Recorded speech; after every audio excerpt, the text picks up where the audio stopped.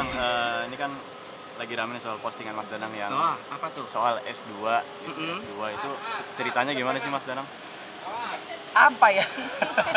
Sebenarnya postingan hanyalah postingan ya, yang artinya tidak mengarah atau tendensi ke siapa-siapa, tidak mengarah ke siapapun, tidak menyerang siapapun. Lebih kepada menceritakan tentang pengalaman yang pernah terjadi bahwa ternyata ada loh orang yang masih punya stigma yang buruk tentang penyanyi dangdut, lebih ke situ. Tapi kalau dokter sendiri gimana nih nanggapinnya? Kita senyumin aja sih. Lebih ke senyumin aja. Terus dia juga tipikal orang yang adem, kayak nenangin aku, udah nggak apa-apa ya, aku curhat ini gitu, cuman buat meluapkan apa ya, kalau kata orang bilang mah buang sampah gitu, biar dia nggak terlalu penuh di otaknya gitu. Jadi ya biarin aku aja yang sakit hati, nggak apa-apa deh, tapi aku terima aja gitu, karena kayak ada yang salah emang dengan profesi penyanyi dangdut gitu loh, sampai dibilang kan suamimu S2, bisa nggak bisa kali ya kalau cari pekerjaan yang lain gitu. Pekerjaan apa gitu kan, kita justru ini adalah passion gitu loh, yang setiap orang itu punya passion yang berbeda gitu. Suatu saat nanti ketika aku punya anak pun juga begitu, yang aku tidak akan memaksakan dia untuk kamu harus jadi pilot, kamu harus jadi insinyur, kamu harus jadi desain grafis. Enggak, kita memberikan apa ya, kebebasan untuk mereka, untuk kita juga, yang artinya kita kerja sesuai passion kita berkarir dengan cara kita, yang penting nggak merugikan orang, kayak gitu-gitu. Tapi di saat ini nih ya, stigma orang tentang penyanyi dangdut tuh masih seperti... Seharusnya enggak ya, buktinya aku bisa dapat dokter. Gimana sayang, kalau kamu stigma kamu di mata kamu penyanyi dangdut kayak apa coba? Kalau bagiku sih profesi itu semuanya mulia ya, semuanya itu punya kesulitan masing-masing, jadi kita tidak boleh menjudge seseorang itu dari profesi sebenarnya. Tapi gitu ketika waktu awal dekat sama Mas Danang sempat ada gunjingan soal itu juga nggak? Oh, kalau gunjingan banyak ya, orang-orang mah banyak, tapi kalau Kok misalnya mau sih sama penyanyi dangdut kayak gitu? Kamu kan dokter gitu, kayak gitu. Tapi kamu ngelihat aku lebih ke lebih mananya? ke personalitinya dia sih, ke Mas Danangnya itu orangnya baik, jujur, terus nggak sombong sih, terus kayak bisa mengimami tuh kan. Yang paling kita pedes apa dok? Kenapa? Yang paling pedes gunjingannya? Macem-macem. Apa yang paling pedes? Kok nggak sama dokter aja gitu? Itu yang pertama. Kok mau sih sama Danang kayak gitu. Tapi kan biasanya kalau dokter nih dari orang tua juga kan kalau bisa cari sesama dokter gitu. Kalau orang tua aku sih bebas tadi. Bebas. Mau sama siapa aja, yang penting orangnya baik. Mas Danang, ada keinginan nggak sih, atau mungkin dari teman-teman musisi dangdut juga ya, kayak ayo kita ubah yuk stigma ini? Justru Danang mungkin salah satu pelopor ya yang merubah stigma masyarakat tentang dangdut, bahwa dangdut itu elegan kok, dangdut itu bisa dikemas dengan cara yang mahal dan apik gitu loh. Dan aku bersyukur gitu ketika aku bisa membawa dangdut ke Asia, bahkan aku bisa bernyanyi di depan Raja Brunei, aku bisa bernyanyi di kerajaan Brunei, di dalam circle orang-orang besar. Itu menurut aku adalah salah satu kemajuan untuk dangdut, bahwa dangdut itu bisa kita kemas dengan apik, bisa kita bawa dengan elegan, dengan cara yang mahal jika kita memang membawakannya dengan baik, kayak gitu. Tapi ketika baru merintis di profesi sebagai penyanyi dangdut, pasti kan banyak juga tuh gunjingan ya kan? Itu sempat kena mental kayak udah lah, nggak usah lah gitu.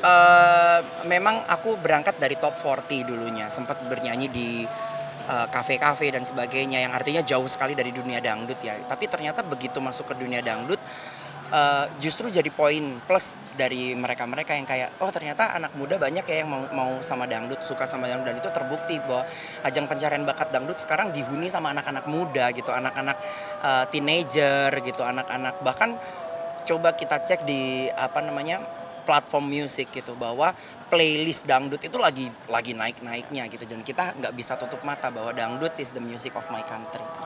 Nah, kalian bagi waktunya gimana? Penyanyi dangdut kan sibuk off air, dokter juga sibuk dengan pasiennya, itu gimana bagi waktunya untuk quality time? Kalau misalnya ini kan aku baru lulus, jadi aku bisa ikut Mas Danang kemana aja sih sekarang. Kalau misalnya kemarin memang kita LDR 2 tahun, cukup lama sih. Tapi mungkin udah ada niatan untuk mulai kerja gitu, untuk memanfaatkan langsung praktek. Ada, tapi kita mau mengusahakan yang lain dulu ya. Iya, kita lagi pengen punya baby dulu. Pengen Gimana? promil dulu. Jadi kita, karena kan kemarin 2 tahun kita LDR kan, terus kayak intensitas ketemunya juga kurang. Sekarang alhamdulillah udah bisa bareng, udah bisa tinggal di Jakarta bareng-bareng berdua. Terus ini lagi mengusahakan gimana kita lagi minta sama Allah, mudah-mudahan disegerakan untuk bisa punya keturunan, punya buah hati. Dan alhamdulillah ini kita juga udah mulai konsultasi dokter kayak gitu. Jadi minta doanya juga dari para pemirsa, para penikmat dangdut, para teman-teman yang ada di manapun berada, minta doanya buat kita. Artinya ini programnya seperti apa nih Kak yang dijalankan? Sementara masih konsultasi ya. Konsultasi. Gimana sayang? Konsultasinya gimana tuh? Hasilnya seperti apa? Sebenarnya sih kalau misalnya hasilnya baik, alhamdulillah. Tapi ya memang karena intensitas kita kemarin. Belum cukup. Ya, jadi memang harus. Jadi ketemunya masih sebulan kayak cuma 5 hari, kayak 4 hari doang gitu, dan di waktu yang kurang tepat gitu. Makanya ini sedang dibikinkan schedule ya sama dokter. Terus dibikinkan solusi sama dokter, dikasih solusi gimana baiknya gitu. Dan ini mudah-mudahan lah dipercepat, disegerakan. Mohon doanya. Mungkin seperti apa tuh Kak? Mungkin dari segi makanan atau enggak pola hidup? Oh iya, banget. Ya kalau misalnya pola hidupnya memang harus dipersehatkan gimana sih? Jadi memang harus makan makanan yang bergizi, terus yang sayur-sayuran, buah-buahan itu harus ditambah, terus sama olahraga, terus intensitas tadi ketemunya juga harus bareng-bareng terus sama suami. Ada buah yang jus yang dia konsumsi rutin itu jus tomat, wortel dan apel. Gitu dia rekomendasi rutin. Itu rekomendasinya kemarin seperti itu. Jadi kalau dari Kak Danang sendiri gimana nih? Kalau aku nggak ada sih, lebih ke harus saset gitu. Ya harus setiap hari hajar kayak gitu. Jadi gimana caranya biar cepat punya baby? Ya setiap hari kita bikin baby kayak gitu. Tapi mengurangi kegiatan juga nggak sih Kak? Kemarin 4 bulan ke belakang ini sempat mengurangi kegiatan karena kan aku memilih untuk hiatus ya, istirahat dulu di Jogja. Jadi aku nyamperin dia di Jogja sambil nemenin dia bikin tesis, sambil kita program, sambil kita bikin adik terus gitu terus. Tapi qadarullah kan 4 bulan ini kan belum tercapai, makanya terus akhirnya kita konsultasi dokter dan dokter memberikan banyak solusi, ngasih vitamin, ngasih lebih ke situ sih, ngasih multivitamin, ngasih kita time schedule dan sebagainya. Tapi sebetulnya kalau dari kesehatan nggak ada masalah. Insya Allah nggak ada kendala gitu. Jadi cuman tinggal nunggu dikasih sama Allah. Ya, honeymoon lagi dong Kak. Nah, schedule Honeymoon lagi, kemarin honeymoon udah tuh kita ke Jepang, terus ini masih mau kemana sayang? Ya, mudah-mudahan ada sponsor. Emang maunya kemana nih Kak? Kepengen kemana? Oh dia pengen ke Scotland kemarin pengennya. Katanya aku pengen lagi lihat Scotland, terus lihat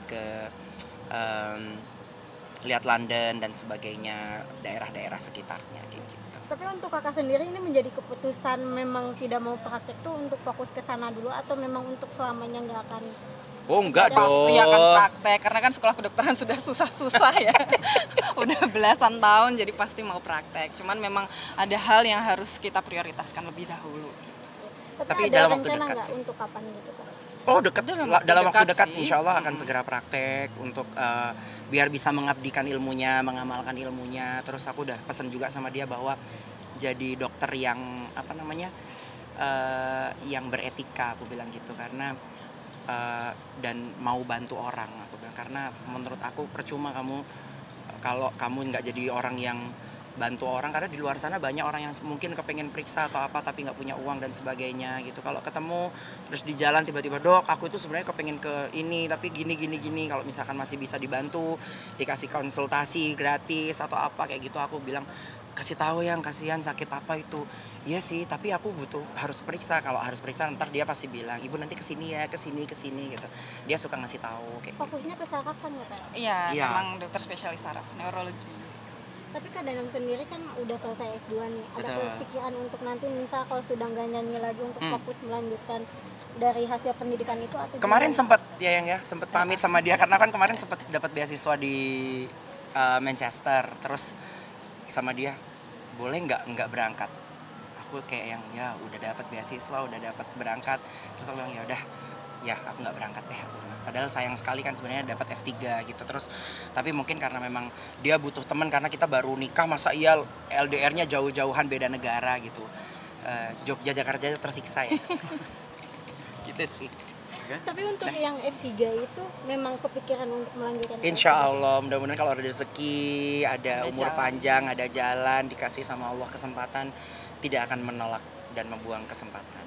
Nah, untuk kalian berdua seberapa penting sih pendidikan gitu? Ya. penting banget sih, itu mungkin prioritas utama, bisa untuk mengubah hidup orang ya, Ya, pendidikan. pola pikir gitu. Artinya dulu aku waktu PDKT sama Nura pertama kali yang ditanya, Nura kan nggak ngerti Danang itu penyanyi apa atau siapa, nggak tahu gitu. Jadi kamu sekolah terakhir apa? Dia tanyain gitu. Yang ditanyakan itu, jadi aku jawab aku ini. Jadi kayak aku kasih CV aku gitu ke dia secara sederhana gitu. Jadi kayak gitu, terus kenalannya begitu dulu. Jadi ternyata ada ya, masih banyak orang yang ternyata ketika kenalan bukan yang ditanya kerjamu apa gitu, tapi sekolahmu apa kayak gitu. Artinya udah komitmen dari awal untuk tetap melanjutkan pendidikan, baik itu sudah berumah tangga, udah jadi ibu atau jadi ayah. Betul, betul. Karena nggak memungkinkan memungkinkan juga untuk Nura bisa ngambil subspesialis juga kan. Gitu. Minta doanya pokoknya dari teman-teman semuanya gitu. Terus terima kasih banyak selalu support Danang. Teman-teman media juga, nggak ada media juga mungkin Danang nggak jadi apa-apa. Terima kasih banyak. Terima kasih banyak. Terima kasih. Dadah. Yuk.